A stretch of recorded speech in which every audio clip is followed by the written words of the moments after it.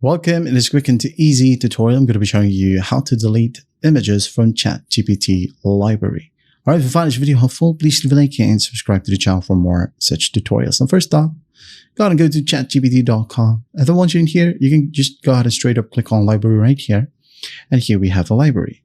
Now, if it seems bugging out, you can't see library, don't worry. You can just go ahead and click on your profile, click on settings.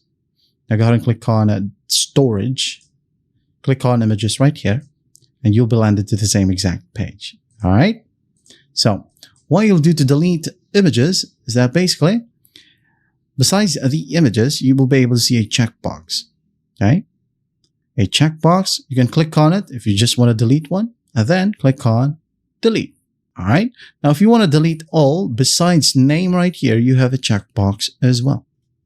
So go ahead and click on the checkbox, and it will go ahead and select all the images listed in here. And if you want to unselect one, well, just tick on the check mark. There you go. And then once that's done, finally, click on delete.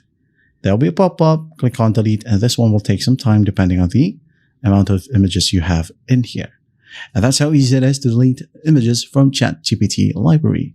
I hope this video helps, and I'll see you in the next one.